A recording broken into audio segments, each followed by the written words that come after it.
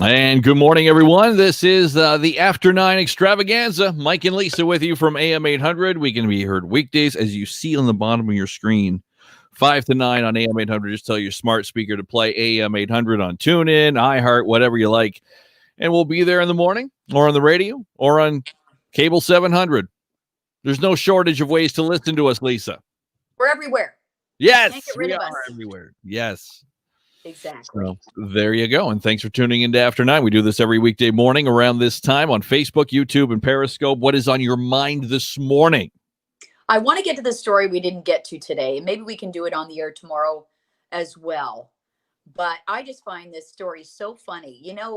There are wine snobs out there, and you know who you are. Mm-hmm. I'm not a wine snob. I don't think I think if you like the way it tastes, then it's a good wine. You know what I mean? Like, who am I to say that wine's terrible and when other people might like it? So, and let's face it, I've never understood the different price tags on a bottle of wine. Honestly, you can go anywhere from like $8 to 8,000 and beyond, right? Depending on It's crazy. It's crazy. It is crazy. And some people collect wine. I guess it's like art where you own something that's worth a lot of money, depending on where it was made. But okay, so in New York City recently, there were a bunch of businessmen together at a pretty nice restaurant. You know, it's a nice restaurant when they carry bottles of wine that are worth thousands of dollars. So the restaurant's name is Balthazar. And there was a bottle of 1989 Chateau Mouton Rothschild Bordeaux. Fancy. And it was worth $2,000. It was on the menu.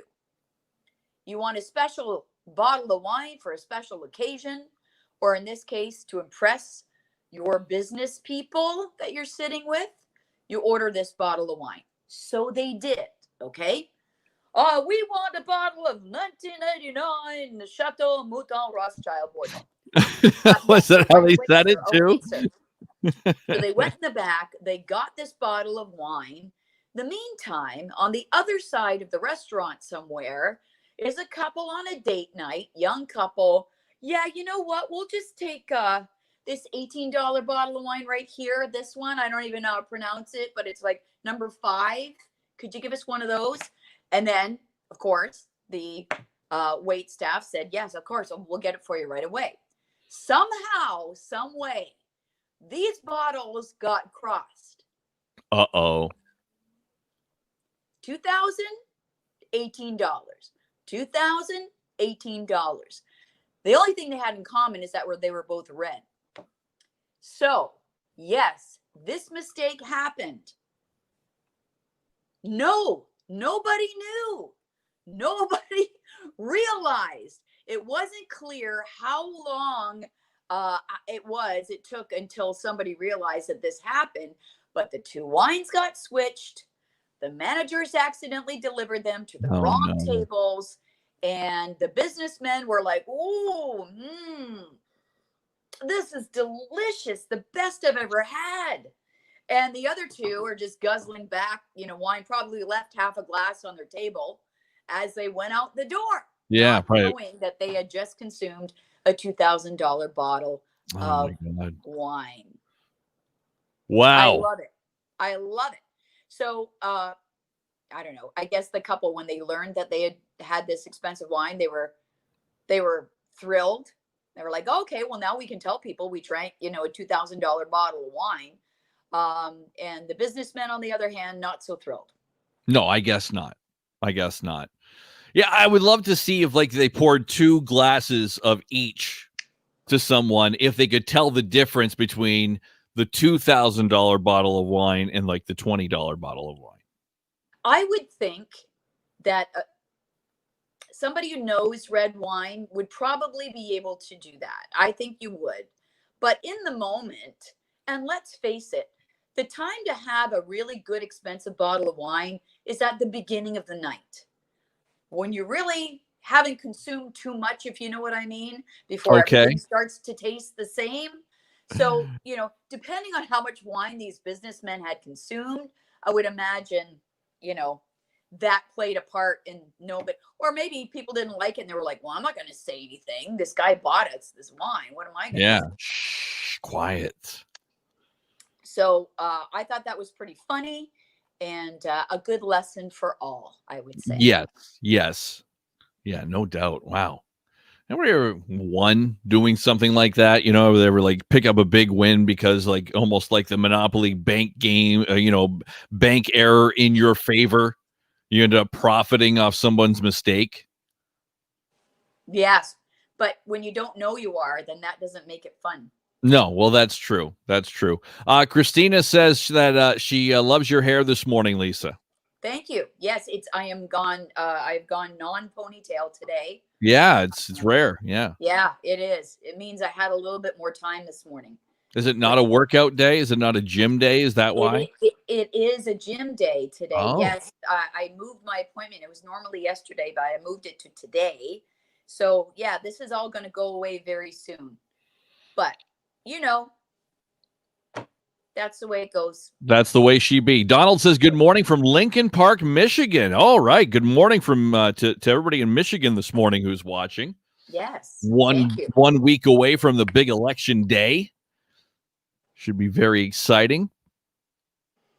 I wonder, you and I talk about how we can't wait till the election's over with. Do Americans feel the same way? Are they like, oh my God, hurry up. Let's just get this done. We can get on with our lives. Yeah, I think a lot of them do. Americans can chime in if they're watching this morning. I think a lot of them are sick of hearing about it, but to a lot of people, it's like the best drama. Like it's like a reality show of watching who's going to be our next president, and it's all playing out on social media, on TV, radio, everywhere, right? So, yeah, I mean, it is everywhere, and it will be everywhere for the next few weeks. It seems like, even though the election is next week, I don't think we're going to know, who the winner is, as we were talking about yesterday, I believe, on the show. Doug wanted to know. Doug over at Nana's Bakeries said, "Good morning. Your get out of Kelly jail cookies are ready to be picked up." So yesterday I was talking about how I threw out these breakfast seed cookies that Kelly made on Sunday. I thought they were old, threw them out. Boom. No. So I'm going to go to see Doug at Nana's today and pick some up and bring them home as my, forgiveness card. Yeah. He'll set you up. He's got some. My dad loves them, goes there all the time for them.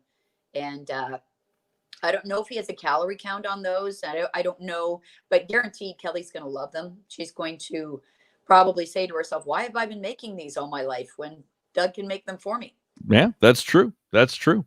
Okay, so Doug, I'll see you as soon as I'm done after 9. I'll go down to Nana's in South Windsor. Now, COVID-19, a lot of people are staying home. Of course, we encourage everybody to stay home as much as you can and social distance and stuff like that. And this makes sense. CBS News saying that the sale of board games has jumped by 21% since before the pandemic. That does make sense. If families are staying home in particular, looking for something to do and do together, I guess a good old board game is the way to go. Yeah, I'm surprised it's only 21%. Yeah, I thought that was kind of low. Yeah, and puzzles, I'm sure, is up there too. Specifically when we were in lockdown, when we were told not to leave the house, only for necessary items. That's when I think people got into puzzles and board games and, online communicating with each other. I think things are a little bit more normal now, but I'm still shocked that it's only 21%. Yeah. I wonder if that's going to be on the list for Christmas gifts too.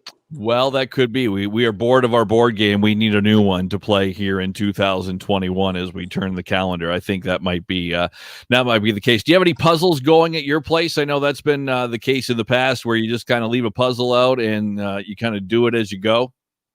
We did have a few at the beginning, and one that took up my whole dining room table. Like literally, it massive. Was huge and a very, very difficult puzzle. I find that I only have so much patience, only so many puzzle minutes in me a day. Craig can sit down for hours and figure it out. And he's got some kind of system where he groups like pieces. Oh, like colors? Yeah. And then Whereas I can't. I have to sit there and like scan. If I'm looking for one piece, everybody's got a different system, right? And mine's probably the worst. If I'm like, okay, there is a dog, obviously, that has a black tail, and I only have half the black tail. So I'm looking for the other half of the black tail, and then I will scan every My single God. puzzle piece for half of the black tail. And I'm not sure that's the right way to do it. I don't know. Or do you pick up a piece and say, this looks unique. Where might this go? And then look that way. I don't know. Do you feel you have, you have better mental strength from doing these puzzles? No. No. Okay.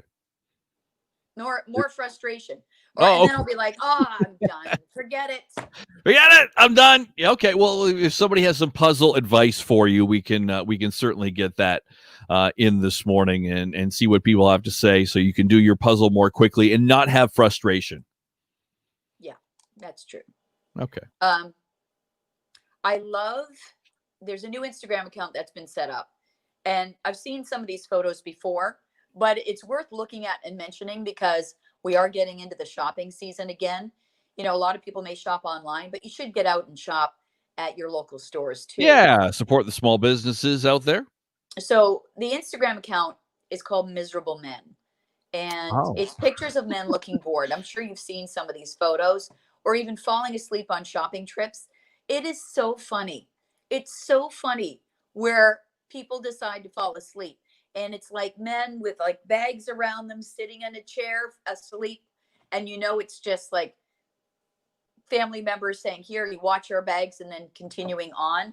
But the number of photos they have of men doing this is mind-boggling. It's hilarious. And so now this account has 346,000 followers. Wow. And if you have a good photo to share, they do take submissions. It's very much worth looking at. So it's called Miserable Men on Instagram.